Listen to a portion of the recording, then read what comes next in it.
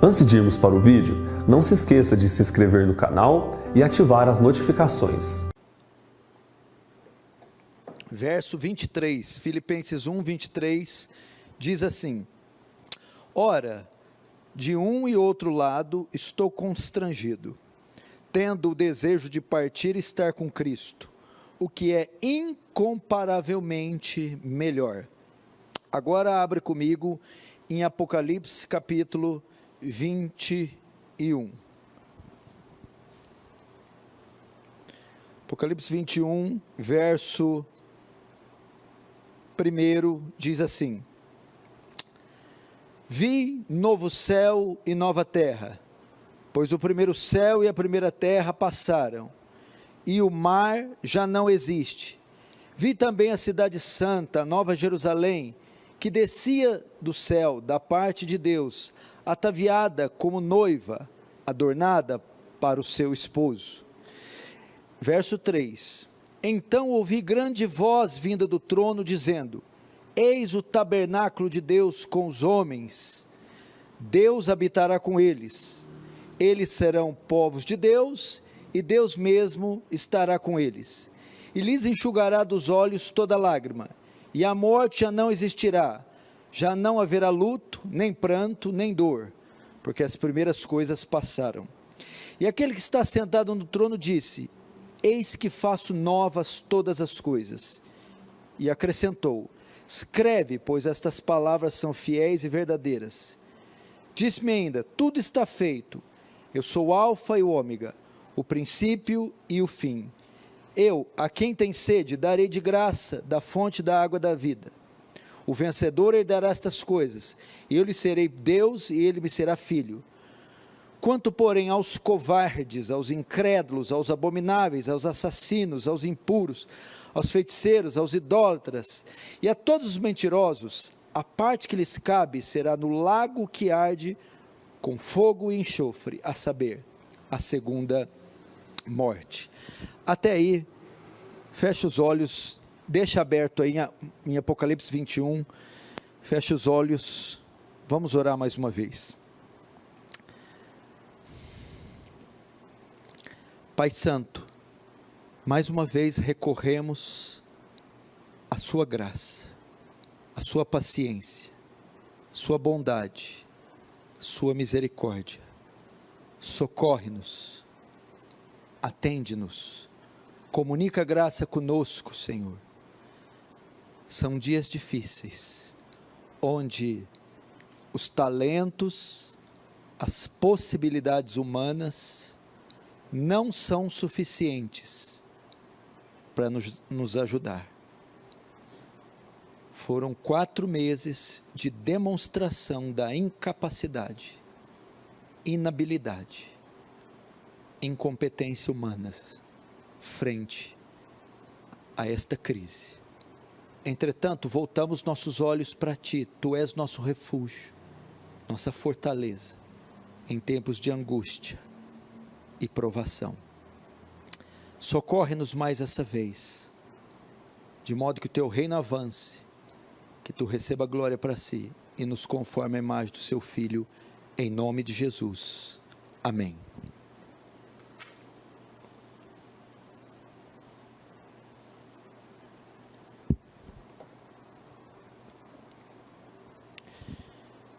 Irmãos, preste atenção aqui no que nós vamos falar essa noite.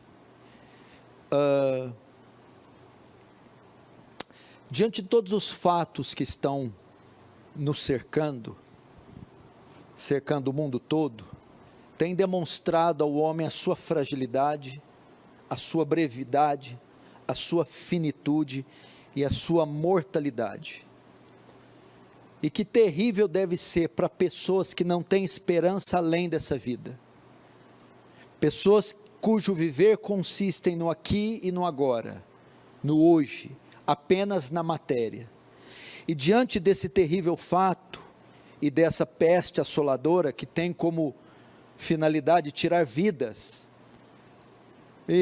imagine como fica estas pessoas que não têm esperança após a morte, que que estão amedrontadas, encurraladas, diante de um fato ou de uma situação que pode rapidamente ceifar a vida delas.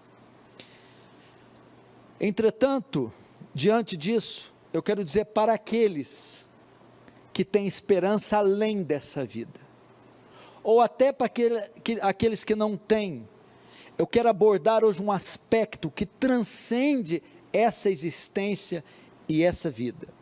A nossa vida não se limita só ao espaço e o tempo, a nossa vida não se limita apenas a essa configuração de vida, a essa era. Nós não somos indivíduos somente corpóreos, somente materiais, somente físicos. Nós também somos indivíduos que possuímos uma parte espiritual. E em razão disso, temos uma vida que transcende essa, que está além dessa, que vem depois dessa. Então há uma esperança além dessa vida. E essa esperança está fixa em novos céus e nova terra, numa nova ordem de criação, em um novo tempo, em um novo mundo, em uma nova atmosfera. Então essa é a nossa esperança. Se você está amedrontado com as circunstâncias desse mundo, dessa vida, ou com os efeitos nocivos que essa crise pode trazer, e inclusive até o óbito, eu quero dizer para você não se entristecer ou perder a esperança. A morte é uma certeza inequívoca, todos nós iremos passar por ela cedo ou tarde, mas a morte não é o final dos nossos sonhos, a morte não é o fim da nossa vida, a morte não é o enterro dos nossos sonhos. Na verdade, a morte é o início do cumprimento dos grandiosos sonhos de Deus para nós. E como cristão, você deve desejar esse dia, desejar o céu. Foi o que o grande apóstolo disse, pronunciou aos filipenses, quando escreveu a eles dentro de uma prisão, diante de todo o sucesso que ele tinha. Nenhum homem em termos religiosos foi tão vitorioso, obteve tanto sucesso como Paulo.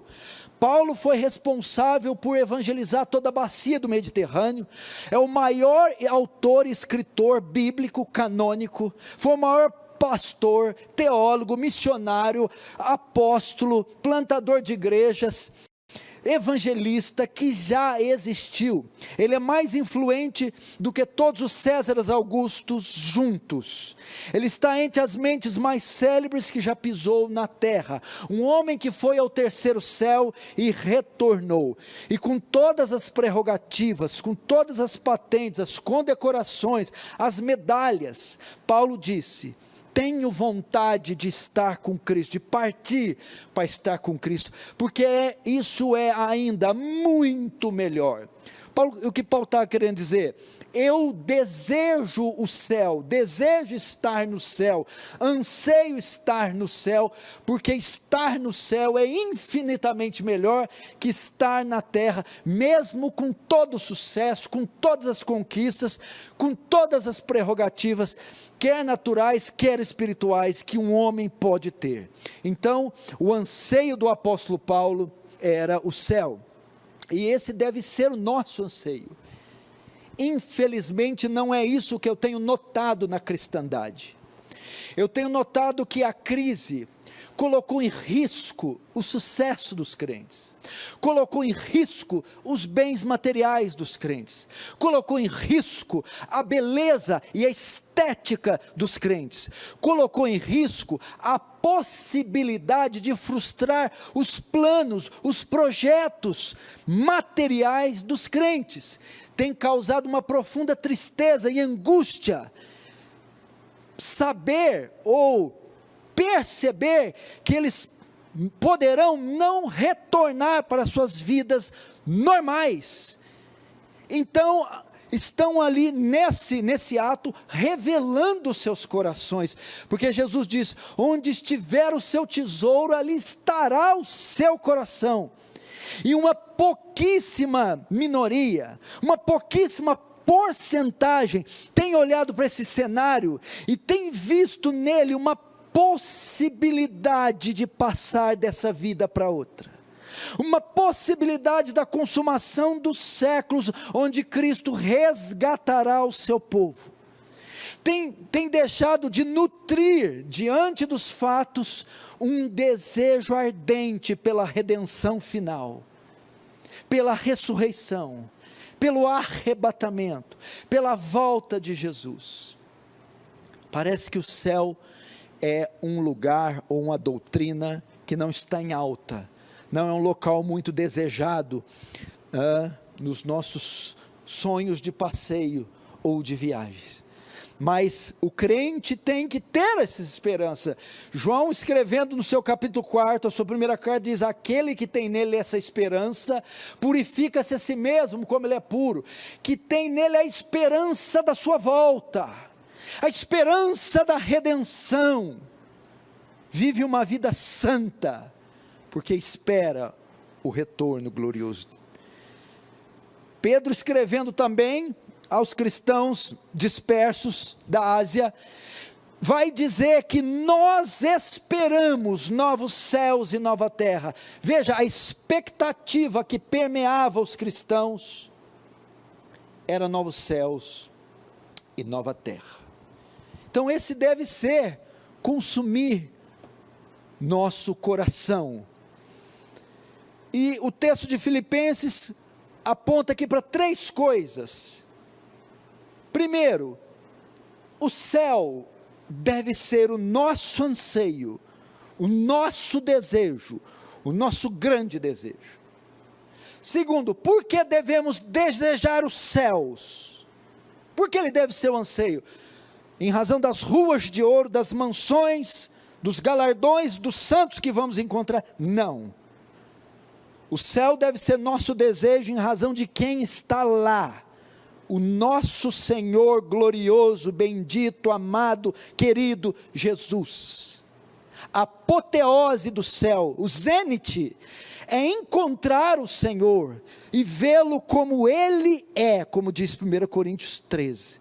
O nosso anseio não é o que o céu pode dar, é o que contém o céu, o nosso Salvador. Terceiro princípio que eu aprendo aqui: o céu deve ser nosso anseio, e o nosso anseio em razão de Cristo estar lá. E terceiro, viver na expectativa, viver nessa expectativa, que um dia estaremos lá. Então nós temos Apocalipse capítulo 21, os 2 últimos capítulos de Apocalipse são destinados ao céu, ao novo céu e nova terra, são destinados à consumação final e o destino final dos santos, do povo de Deus. Antes do 21, o apóstolo João está terminando o capítulo 20, capítulo 20 está encerrando o livro e os 7 selos. A história da redenção da humanidade está chegando no seu fim. E o fim aqui começa com o juízo final. Apocalipse 20, do verso 11 até o final, João está descrevendo o juízo final. É o fim dos ímpios, o destino dos ímpios. Deus aqui em Apocalipse 20 separa os justos dos ímpios e condena os ímpios eternamente a estarem no lago que arde como fogo e enxofre. João escreve: vi um grande trono branco, é aquele que nele se assenta, cuja presença fugiu da terra, e o céu não se achou lugar para eles. Vi também os mortos, os grandes e os pequenos, postos de pé diante do trono. Então se abriram os livros, e ainda outro livro, o livro da vida, foi aberto, e os mortos foram julgados segundo suas obras, conforme que se achava escrito nos livros. Deu o mar os mortos e os mortos que nele estavam. A morte e o além, aqui o Hades, entregaram os mortos que nele havia, e foram julgados um por um, segundo suas obras. Então a morte e o inferno foram lançados para dentro do lago de fogo. Esta é a segunda morte.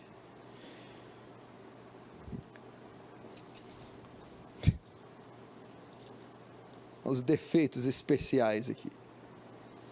Então, João, o pano de fundo aqui do texto é o juízo final, o grande trono branco onde ímpios e justos são separados.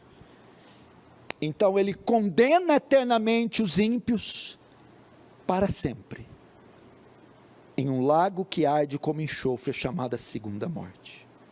E agora o capítulo 21, ele vai destinar agora aos justos, vai destinar a os salvos, vai colocar os justos no seu lugar, no seu lar, na sua morada. E esse lar é chamado céu. Antes de nós entrarmos propriamente no texto, e o texto vai nos dar base para isso, como serão os céus que nós habitaremos? Os céus tão falados pela Igreja Católica, pela Igreja Protestante. A primeira questão é: este mundo aqui será destruído? Esse mundo será aniquilado e habitaremos em um céu espiritual apenas em espírito? Muitas pessoas têm a ideia que esta ordem da criação será toda aniquilada, reduzida a nada. Iremos em espírito apenas para o céu. Não, não é dessa maneira. Essa terra não será destruída, não será aniquilada. Ela passará por uma purificação. Passará por uma purificação. Os novos céus e a nova terra onde a igreja habitará, na verdade, não estaremos nem somente no céu, nem somente na terra. Céus e terra se unirão em uma nova ordem de criação, e então habitaremos no novo céu, unido com uma nova terra, agora purificados, redimidos do pecado. Antes de habitarmos, o que Deus vai fazer? Ele purificará a terra e purificará o céu. No antigo concerto, no Antigo Testamento, ele já purificou a terra do pecado através de um elemento. Ele usou a água. Quando o pecado do homem atingiu seu limite em Gênesis 6, a níveis insuportáveis às narinas de Deus, Deus anuncia o seu juízo e ele vai purificar a terra. E o elemento que ele usa é água. E ele envia o dilúvio e varre toda a criatura da face da terra, purificando a terra. Agora ele fará isso novamente, só que o elemento que ele vai usar não é água, é o fogo, como está em 2 Pedro 3, 7 e 10, que diz: os céus e a terra serão abrasados, consumidos pelo fogo. Deus tem um amor, uma estima por essa terra que ele criou, então ele não vai destruir. Romanos 8 explica isso, que a criação geme, está com dores de parto, esperando a manifestação dos filhos de Deus, ou a redenção. O que é isso? A criação fala aqui do cosmos, sol, lua, estrelas, animais, gemem, porque estão sujeitos ao cativeiro da corrupção, a queda, a mancha, estão contaminados. Então o texto diz que elas não esperam ser destruídas, mas esperam ser libertas, purificadas. Então Deus purificará esta terra com o fogo. porque a morte de Jesus não foi para redimir, foi para redimir todo o cosmos. Eis o Cordeiro de Deus que tira o pecado do mundo, que aniquila todos os efeitos do pecado em toda a criação. Então esta esfera terrena não será aniquilada, será purificada pelo fogo, será renovada, restaurada, e ele fará conforme Romanos 8,19 e 2 Pedro 3,10. Entretanto, não só a terra passará por uma purificação, porque ela foi manchada pelo pecado, pela queda. O céu também foi manchado, o céu também passará por uma purificação.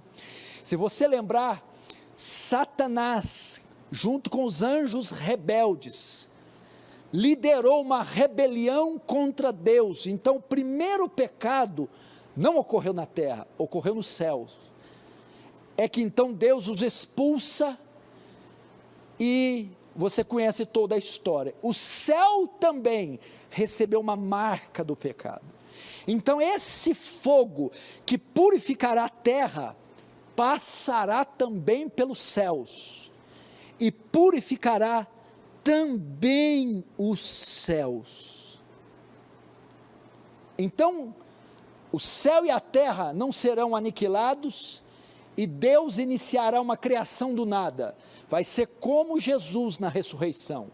Ele tinha uma espécie de corpo, e agora ele continua com o mesmo corpo depois da ressurreição, mas glorificado, aperfeiçoado, renovado, reestruturado. Por que Deus vai recriar também o céu? Por que Deus não recria, purifica, renova só a terra? Ao purificar também o céu, Deus mostra qual é a intenção dele para conosco. O céu aqui é a casa dele, é a habitação dele.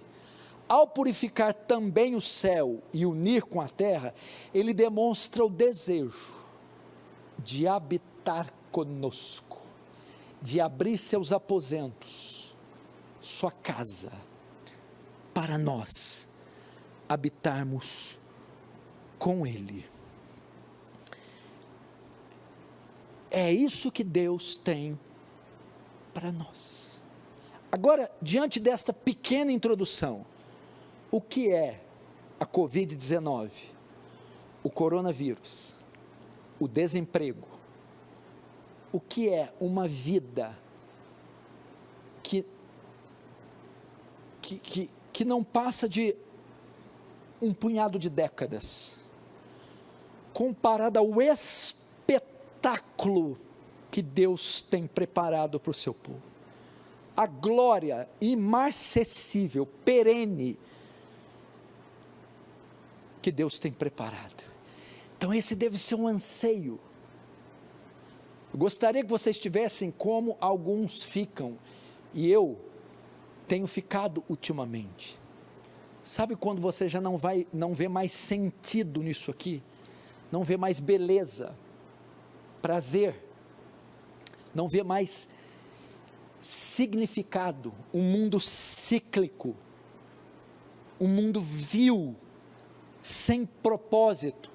Fico imaginando como é que vivem as pessoas que não têm Cristo. Comprar, vender, comer, dormir, engordar, envelhecer, morrer, não faz sentido.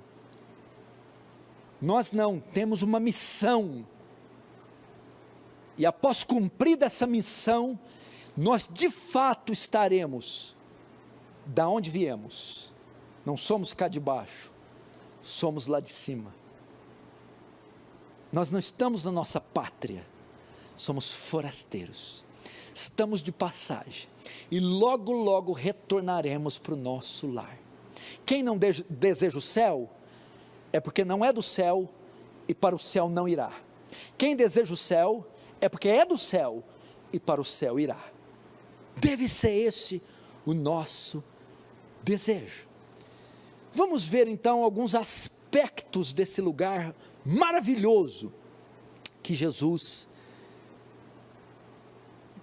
comprou para nós. Apocalipse 21, verso 1 diz: vi um novo céu e a nova terra, pois o primeiro céu e a primeira terra passaram.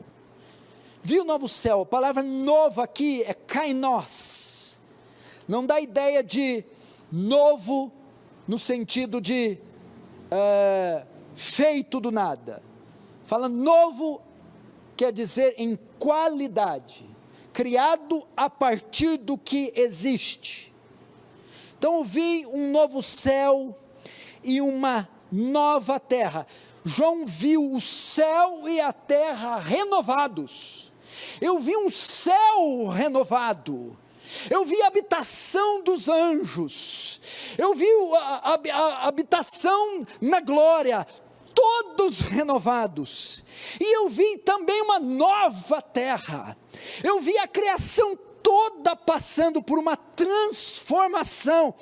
Todo o cosmos foi transformado. É isso que quer dizer, vi um novo céu e uma nova terra. Vi um céu renovado, um céu transformado, um céu purificado e uma terra purificada do pecado. João vê aquilo que está previsto para nós, um universo completamente diferente, com coisas jamais vistas. A antiga ordem passou, a antiga criação findou-se, acabou-se, os séculos finalmente se consumaram. É isso que Deus tem para o povo dele, algo novo, renovado, algo que sobrepuja em muito essa velha ordem, essa velha criação. Veja, meu irmão, que prêmio estupendo Deus tem para nós, porque o primeiro céu e a primeira terra passaram. Graças a Deus, essa ordem, recheada de pecado, iniquidade, temporalidade, futilidade, frustração, vai terminar.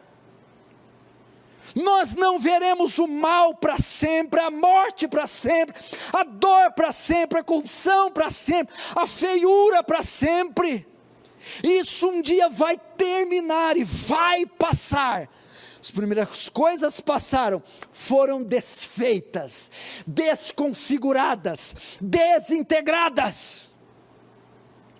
E agora, uma nova ordem de criação é feita. Viu o novo céu, a nova terra, e a primeira terra passar, e o mar não existe. Aqui tem algumas interpretações, mas há uma interessante. As novas configurações do céu, nas novas configurações do céu, não haverá necessidade de mar, não vai haver necessidade de um mar. Por quê? Porque de certa forma, os mares e os oceanos separam povos de povos, continentes de continentes. Uma das finalidades dos oceanos é fazer isso. Separar, fragmentar, dividir, fracionar a terra em povos, etnias. Como no céu haverá um só povo, a igreja do Deus vivo. Não haverá necessidade daquilo que as separe, porque estarão unidas, juntas, em um mesmo coração, uma mesma mente, numa nova criação. Por isso não há necessidade do mar. Que coisa gloriosa, meu irmão. Hoje você conta com racismo, xenofobia, distinção de raça, cor, etnia, incrédulo, e é a grande razão das guerras e contendas e chacinas. Crimes são cometidos por causa de cor de pele, por causa de aparência. Pessoas são privadas da presença das outras, se mantêm distantes umas das outras, mas no céu há lugar só para um povo, só para um coração, para uma mente. A palavra que vai classificar o céu é unidade, união. Que coisa gloriosa. Verso 2: vi também a cidade santa, a nova Jerusalém que descia do céu, da parte de Deus, ataviada como noiva, adornada para o seu esposo. O que será que João está vendo aqui? Ele está na terra, e ele está vendo o céu, mas ele vê do céu descer algo para a terra. Ele vê a nova Jerusalém. Nova Jerusalém é um termo para ser usado a habitação de Deus, o santuário, o templo, a casa de Deus, o céu. João está vendo o céu descer. Pô, mas não é a gente que vai subir? Por que o céu vai descer? E ele mostra que o céu, essa nova Jerusalém está com uma roupa estranha. Ela está com vestido de noiva. Ela está cheia de véu, de grinalda, ela está descendo para cá. Uai. Eu só conheço essa figura de linguagem num casamento, quando está todo mundo esperando, a última a chegar é a noiva. O que significa? Se ela está ataviada, e vestida como uma noiva, e está descendo, é porque ela vai até um casamento, ela vai se unir. O que João está dizendo? Eu vi a nova Jerusalém, eu vi o céu, como uma noiva, indo até a terra, porque os dois vão se casar, os dois vão se unir, céu e terra. E quando unem, que a Bíblia diz, deixará o homem, o seu pai e a sua mãe, e unirá a sua mulher, os dois se tornarão um. Aqui nós temos a declaração, que não habitaremos nem no céu e nem na terra, nós habitaremos agora. Tanto o céu quanto a terra se unirão, se fundirão, se casarão e se tornarão um só local. Então nós vamos habitar no céu, sim, mas vamos habitar também na terra. Vamos habitar na terra, sim, mas também habitaremos também nos céus. Céus e terra serão transformados em um só local. Depois de serem purificados pelo fogo, tudo será embelezado, glorificado, restaurado e unido. Então é aqui que nós habitaremos, num novo céu e uma nova terra. Agora você está entendendo porque que no céu não chora? Porque os fariseus chegaram para os discípulos, para Jesus, por que os discípulos de João jejuam e os seus não? Jesus, pode os amigos do noivo jejuar enquanto o noivo está presente? Estou aqui, estou vivo. Haverá dia que jejuarão. Ou seja, jejum é para ser feito com tristeza. Eles não estão tristes, eu estou com eles.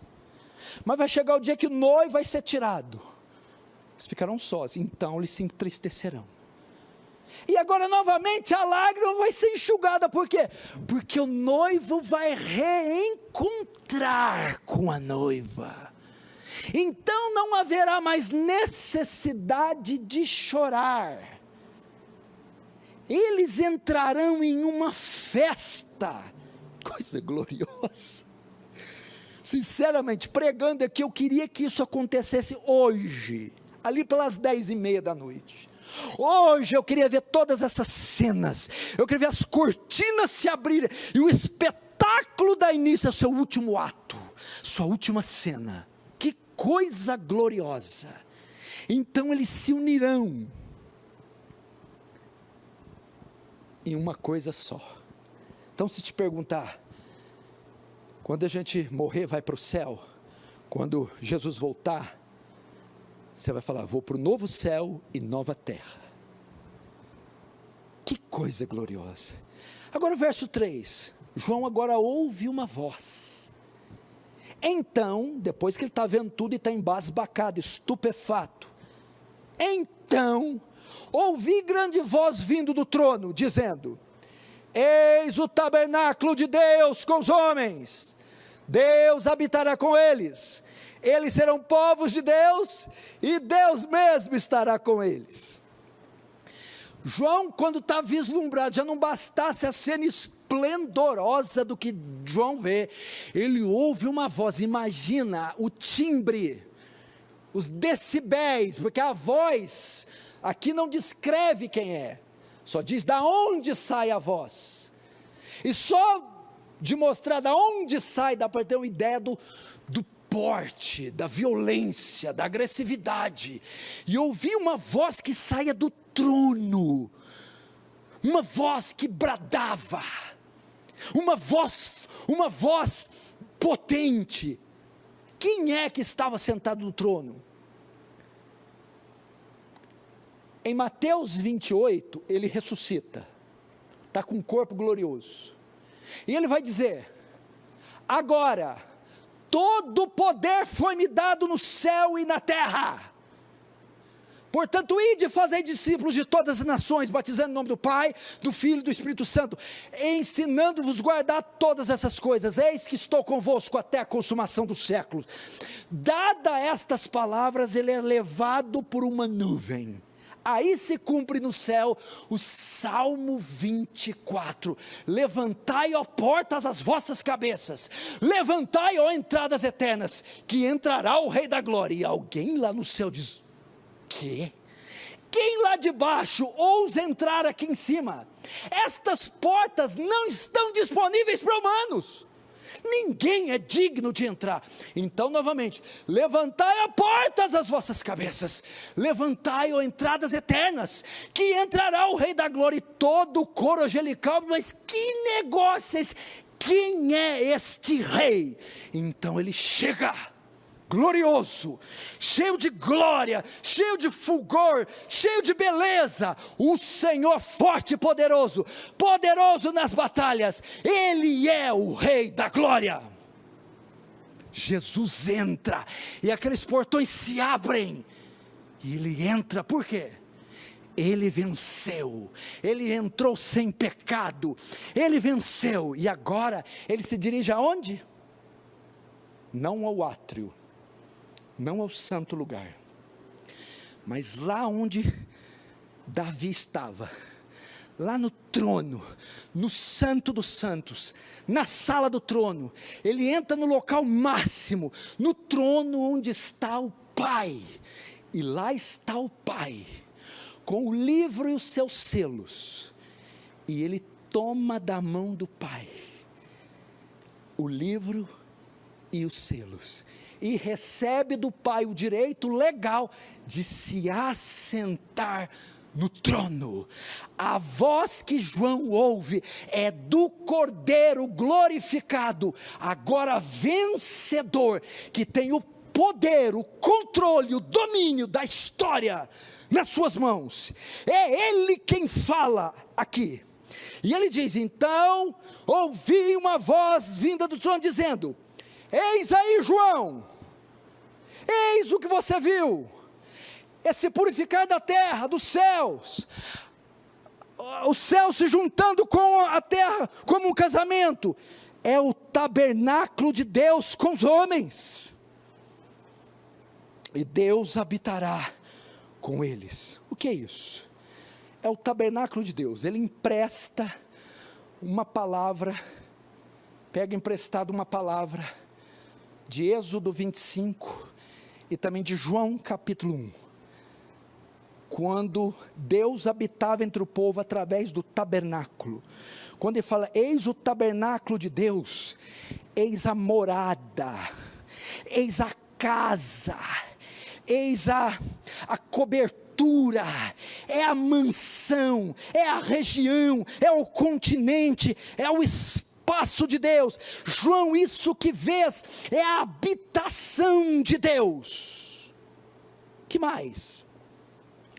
E eles serão povos de Deus, Deus habitará com eles, e eles serão povos de Deus.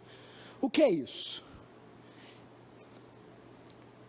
Deus sempre intentou estar com os homens.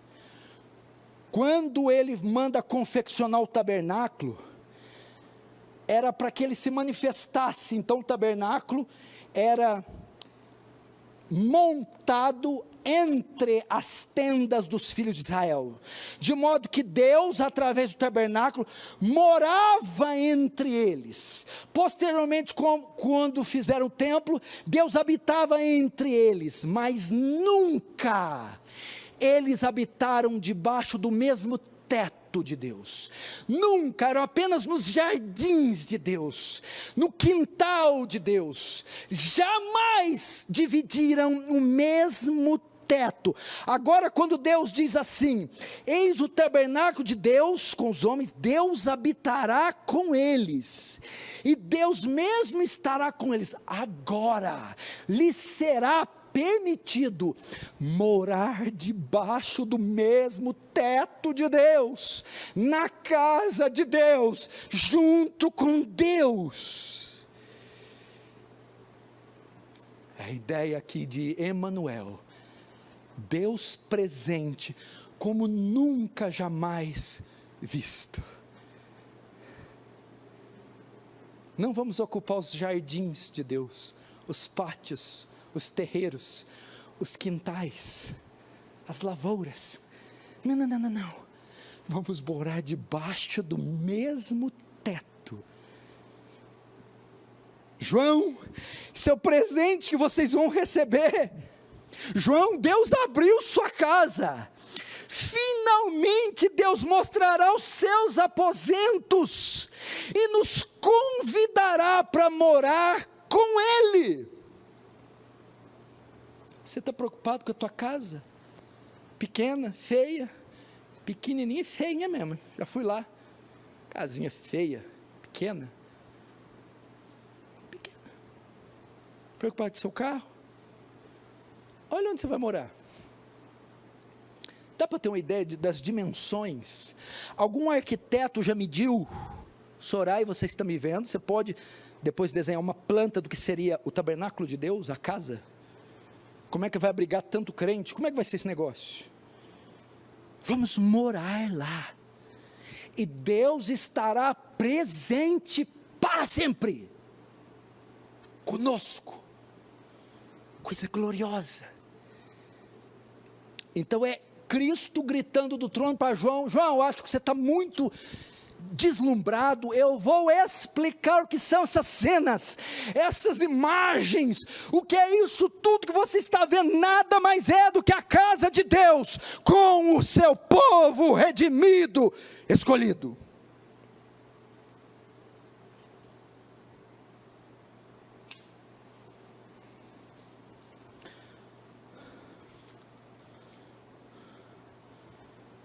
Agora ele vai falar do estado das pessoas no céu.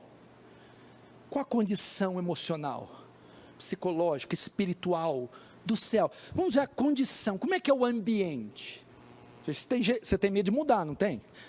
Mesmo que fala, ó, você ganhou um apartamento no Rio de Janeiro, você fica com receio. Como é que vai ser o Rio?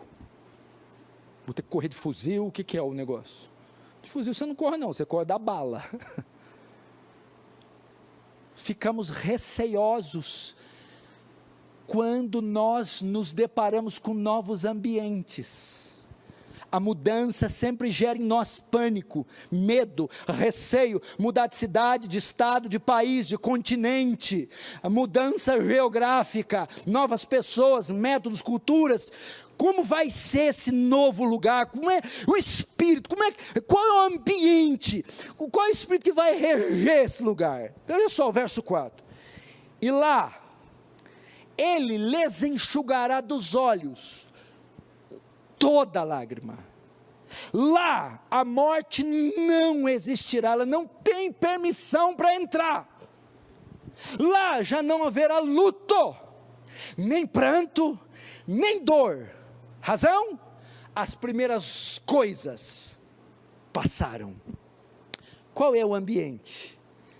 Primeiro, lágrimas. Quando diz aqui que não haverá lágrimas, o que nos leva a chorar?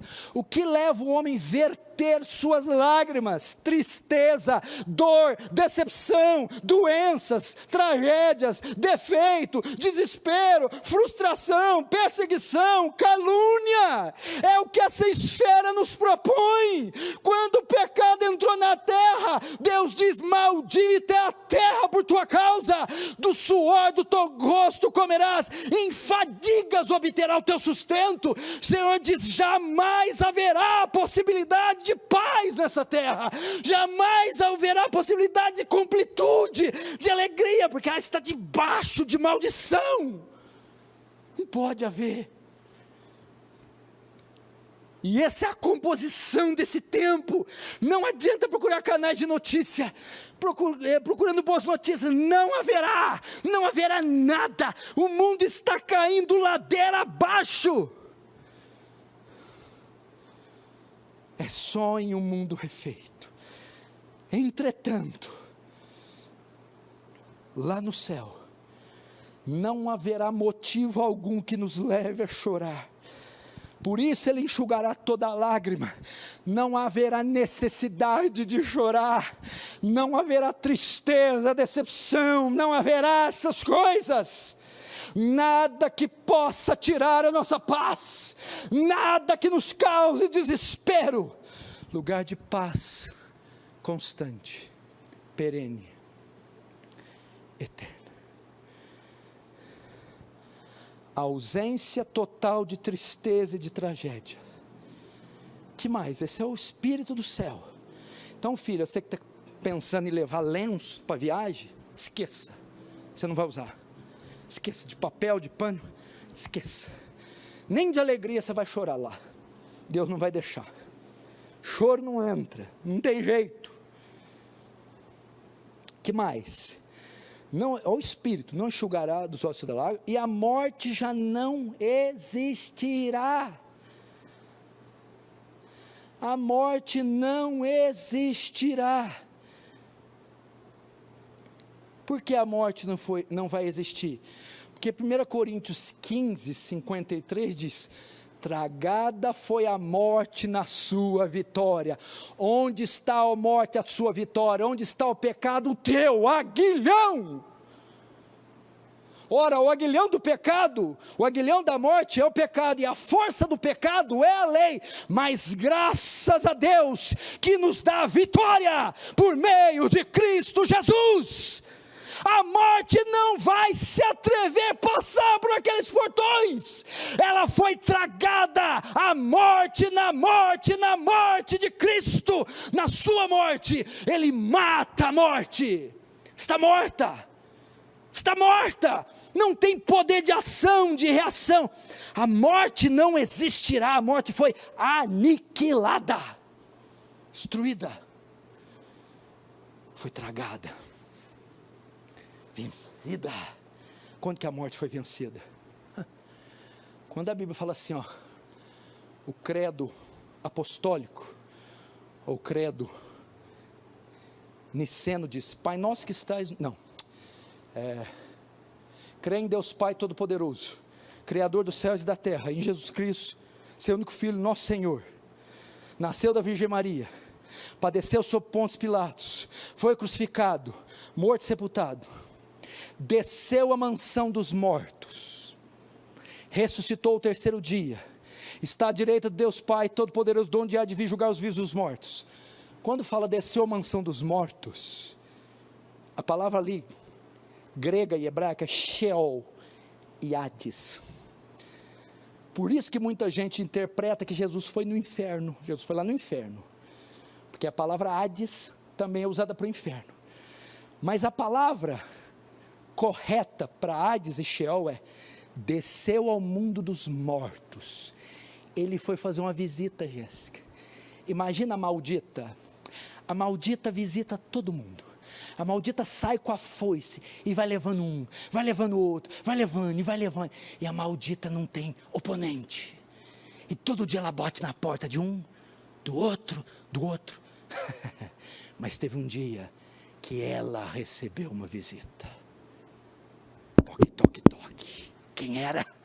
Jesus foi visitar a morte, foi na casa dela, e ele a matou por asfixia, ele a matou a morte, porque ao morrer, presa sobre ela as ânsias, ele arrebenta e ressuscita dos mortos, põe em falência a morte. Matou-a na sua casa. Ela recebeu a visita mais inesperada. Foi o Rei da vida, o dom da vida, o Senhor da vida, Jesus. E ele ressuscita. Então, você pode dizer com deboche, com requintes de deboche: morte, onde está a morte? A sua vitória. Tragada foi a morte na sua vitória. E em razão de não existir morte, olha lá, não haverá luto, já que não vai existir morte, não vai existir aquele que acompanha a morte, o luto, o velório, o cortejo fúnebre, não vai ter luto. Agora, com o coronavírus, qual é a prática mais comum dos últimos meses? Luto, velório, óbito, cremação. E vou te falar até mais. Alguém de vocês já enterrou um ente querido aí? Deve ter enterrado. Não só não vai haver velório no céu, como aquele que você velou estará vivinho do teu lado, lá no céu. O mesmo que você enterrou, velou, ressuscitado, estará com você. Glória a Deus. O que mais? Nem pranto e nem dor. Já que não há motivos, ninguém vai chorar no céu. Pranto aqui é clamor em alta voz. Quantos já viram, meu irmão, em um velório, quando o caixão com o cadáver chega, e vão desenroscar e abrir a tampa, os urros, os grunhidos, os berros dos entes queridos, gemem de dor, gemem de tristeza, no hospital do câncer, você vê aquelas pessoas se contorcendo, acidentes, doenças, lutos, mulheres que perdem seus bebês, mães que perdem mulheres que perdem seus maridos, enfermidades crônicas, que traz angústia, dor, tristeza e choro, grunhido, meu irmão, urros. Lá não haverá espaço para isso, porque não vai haver motivo. Quantas pessoas que estão me assistindo já não choraram nessa vida? Quantas ainda não vão chorar e derramar copiosas lágrimas? Esse mundo poderia ser chamado Vale das Lágrimas. Entretanto, não haverá este tipo de clamor, pois não haverá nada que leve o clamor nos céus. Nem dor, doenças, tanto no corpo, quanto na alma. Ansiedade, depressão, pânico, angústia, câncer, Alzheimer, AIDS, doenças pulmonares, cessarão para sempre. Você já viu as lojas de comércio na sociedade? Você sabia que as farmácias estão entre as mais numerosas de toda a cidade? Cada esquina tem uma farmácia. Por quê? Porque é quase impossível um ser humano que não sofra dor, que não sinta dor de alguma espécie, no corpo, na alma, na mente ou no coração, seja criança, jovem, adulto ou idoso, ele é repleto, consumido de efeitos de drogas para tentar amenizar, aliviar a dor. E se não bastasse a dor pelos traumas, a dor do coração, a dor de uma traição, a dor de um acidente, a dor de uma tragédia. E a Bíblia diz que não, toda dor cessará no céu. Imagina o que é conviver sem dor, nenhuma espécie de aperto no coração, nenhuma espécie de cansaço. Por que, João, não vai haver essas coisas? E João conclui, porque as primeiras coisas passaram. Porque as primeiras coisas passaram. Que isso? Qual a razão, João? Tudo que tinha a ver com a antiga criação passou. Tudo de ruim, mortal, perverso, catastrófico cessou, passou, acabou. Por essa razão, nessa esfera da criação não haverá tais coisas. Verso 5. E ele prossegue, repetindo novamente o conteúdo dessa criação.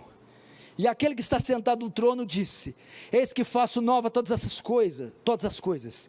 E acrescentou: escreve, porque essas palavras são fiéis e verdadeiras. Novamente, aquele que está sentado novamente emite uma outra rajada, uma outra trovoada, um outro sinal, uma outra mensagem para João e diz: ei João, eis que faço nova todas as coisas. Novamente ele está dizendo: João, uma vez que as primeiras coisas passaram, elas terão obrigação de dar lugar às novas. Novamente ele repete: tudo que você vê está sendo renovado, tudo que você vê será restaurado, tudo que você vê passará para algo infinitamente melhor. Por que Deus repete aqui? Você tem que entender uma coisa, vou te ensinar um princípio, você nunca esquece. A Bíblia é cristocêntrica. Viu? A Bíblia é a respeito de Cristo. Tudo aponta para Cristo. Tudo é Cristo. Ele repete isso porque ele está dizendo aqui: João, o que você está vendo, todo esse processo magnífico, glorioso, é resultado da obra redentora do meu Filho. Foi a cruz que causou tudo isso, foi a morte, sepultamento, ressurreição, a ascensão aos céus. Isso que é resultado final do plano redentor. Ou seja, a obra de Cristo na cruz é tão gloriosa, esplêndida, que ela alcançou todas as camadas da criação, e ela afetará, transformará todas as camadas da criação. Veja que coisa gloriosa. Quando você prega o evangelho para uma pessoa: filho, você não está falando uma mensaginha de quinta que vai melhorar a vida ou curar dor de cabeça. Você está falando algo que depende da história. A história depende, o cosmos depende, as partículas que vivem no cosmos dependem da cruz de Cristo. Glorioso demais. Tem que avançar aqui. E acrescentou: escreve, porque essas palavras são fiéis e verdadeiras. É simples. João, vês? Vejo. Ouves? Ouço. Anota. Porque tudo isso há de acontecer. São fiéis. Primeiro, são verdadeiras. Isso é a verdade. É a boca de Deus que está dizendo. Segundo, fiéis hão de se cumprir. Cada J, cada tio, irmãos, esses dias está chegando e a garantir essa palavra, fiéis e verdadeiras, escreve João, porque essas palavras são fiéis e verdadeiras, elas hão de acontecer. Verso 6, vou apressar aqui, diz-me ainda, tudo está feito. Eu sou o alfa e o ômega, o princípio e o fim. Eu, a quem tem sede, darei de graça da fonte da água da vida. Então ele começa aqui, verso 6, disse-me ainda, tudo está feito. A palavra feito no grego quer dizer tornar e não fazer. O que Jesus está dizendo aqui ele está confortando, é uma carta escrita a cristãos, à igreja.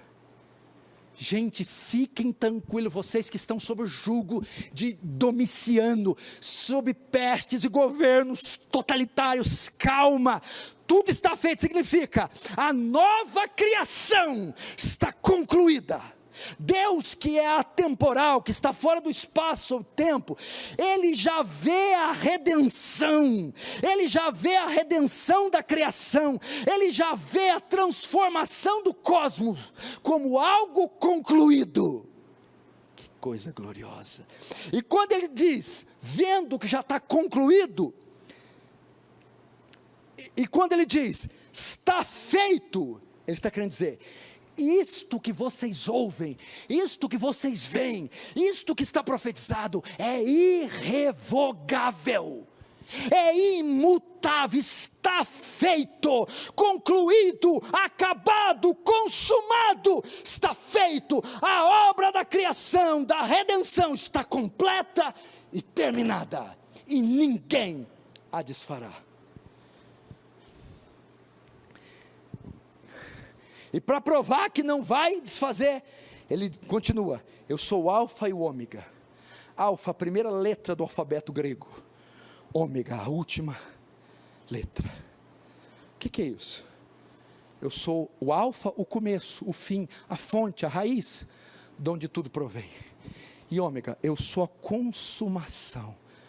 Quando ele diz alfa e ômega aqui, Jonas, Lucas, só falei 2, viu? Quer dizer que não tem muita gente aqui não. Ele está querendo dizer aqui, ó. Isso aqui ecoa em Filipenses 1:6. Porque você ouve essas coisas gloriosas, mas vem o medo. Será que isso vai concluir? Será que eu chego lá? Será que isso acaba completo? Olha o que eu estou passando. Quando diz o alfa e o ômega, está dizendo, aquele que começou a boa obra em você, alfa. O início, aquele que te chamou, que te redimiu, que te salvou, há de completar até os dias de Cristo. Ômega, eu completarei o que comecei na sua vida. Ai, se eu fosse pentecostal agora. Verso 6, ok? Agora tem algo tremendo aqui. Agora ele deixa um pouco a cena para a igreja e vai se dirigir aos não cristãos, aos ímpios. Olha o que ele diz. Olha como é que ele é misericordioso. A Bíblia também é um livro cheio de misericórdia. Olha lá. Eu, a quem tem sede, darei de graça da fonte da água da vida. O que tem a ver isso? Ele está descrevendo sobre o céu. Ele para falar isso. O que é isso? Aqui Cristo para e faz um apelo para aqueles que ainda não pertencem ao seu reino. Vejam tudo isso, vejam quanta riqueza, livramento, escape, promessas feitas ao meu povo, e são destinadas apenas para o meu povo, de modo que todos aqueles que estão fora não aproveitarão, não participarão. Entretanto, há uma esperança, há tempo, para aqueles que estão de fora, E para aqueles que não estão dentro ainda, eu faço um convite. Quem tem sede, vem, vem. Ele faz um pedido àqueles que não pertencem. Quem tem sede é o perdido. Quem não experimentou da água da vida, quem não é salvo, vem. E aí, beba de graça da água da vida. Requisito? Fé. O que o Senhor está dizendo aqui? Para vocês que estão me assistindo, para os milhões e milhões que ainda não têm a Cristo, não rejeita a oferta da salvação. O Senhor mesmo é quem faz. A quem tem sede, a quem está no desespero, a quem está falido, arruinado, perdido, imergido em pecados, fadado à desgraça e ao juízo, eu darei de graça, não há que pagar, venha, pela fé receba o perdão, receba a salvação. Isso dá 2 princípios para nós. Primeiro, aqueles que me ouvem, venham. Afastados, venham.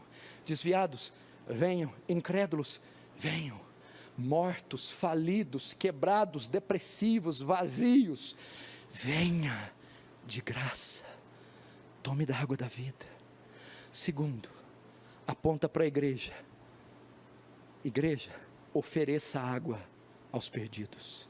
Há tempo ainda para perdão, para redenção. Há tempo para eles desfrutarem desse paraíso. Venha.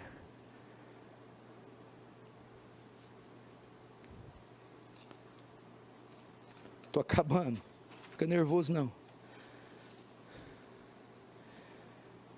E agora ele faz uma promessa. Aqueles que atenderem o pedido, a oferta da salvação. Aqueles que vierem beber, ao 7. E o vencedor herdará todas essas coisas. E eu lhe serei Deus e ele me será filho. E ao vencedor. O que é o vencedor aqui?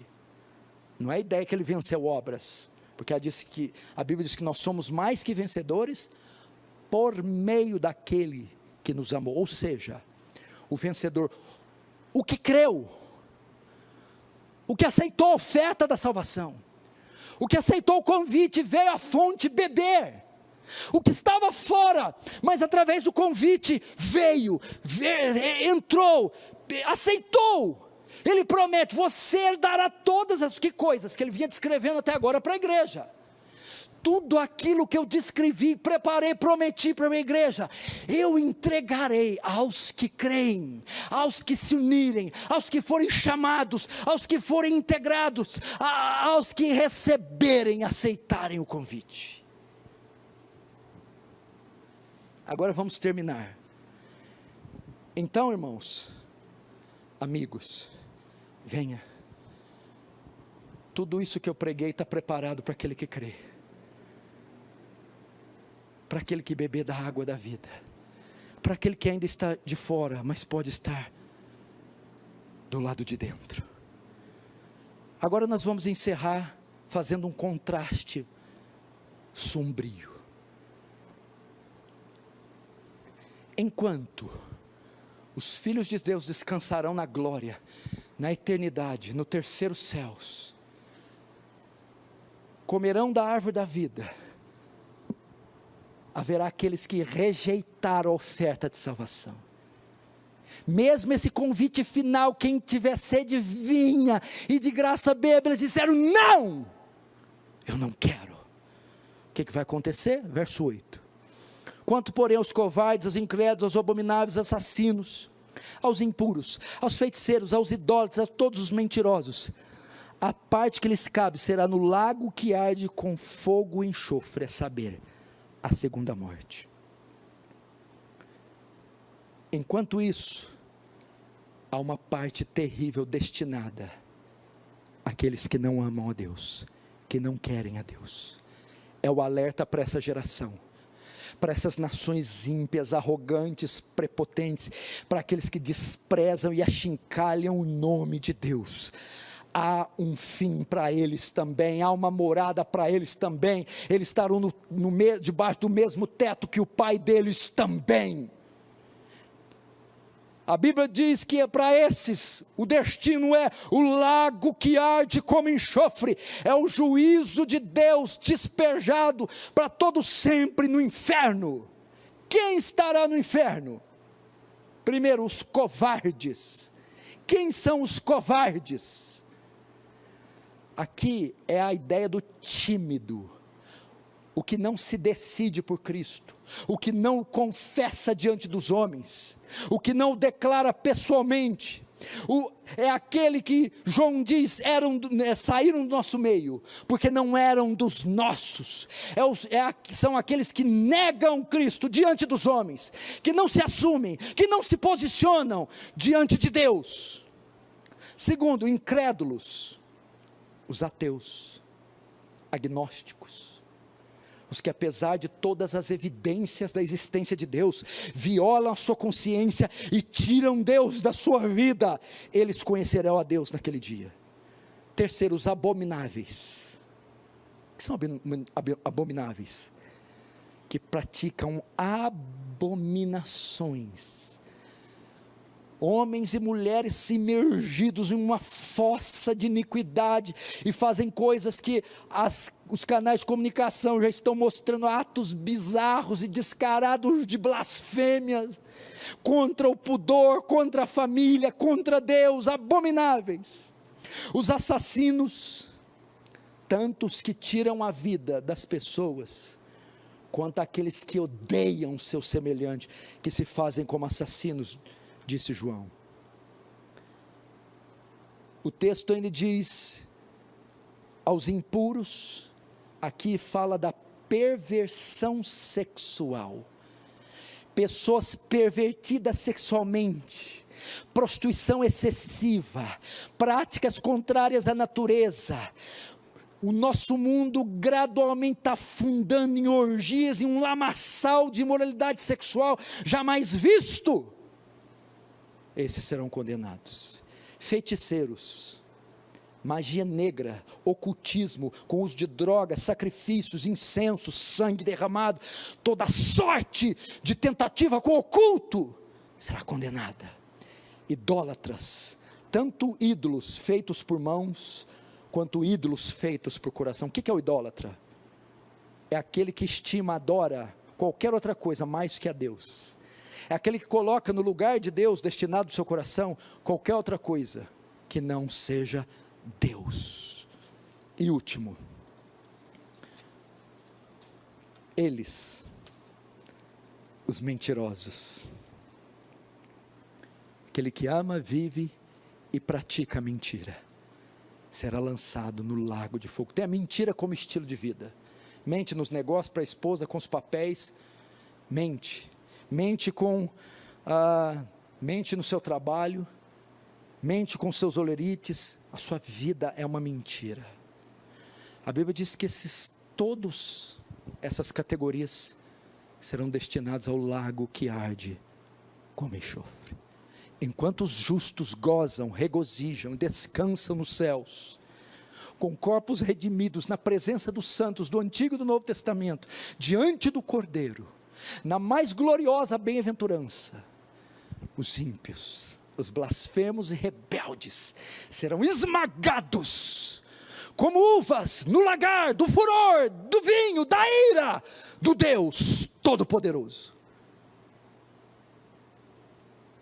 Para aquele que me vê e não se decidiu, que tem resistido à oferta da salvação, se arrependa, torne para Cristo.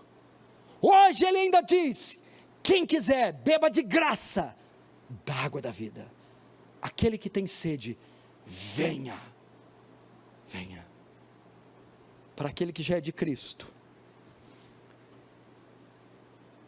eu, com a minha limitação humana, pude descrever um pouquinho o que Deus tem preparado para vocês, para nós.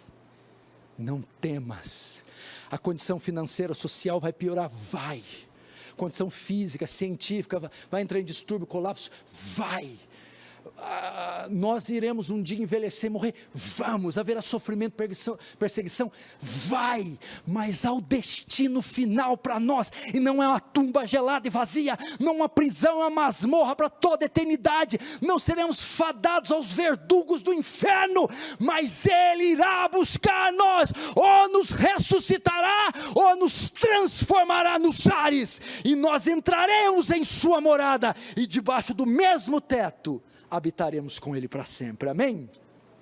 Vamos fechar nossos olhos então, vamos orar.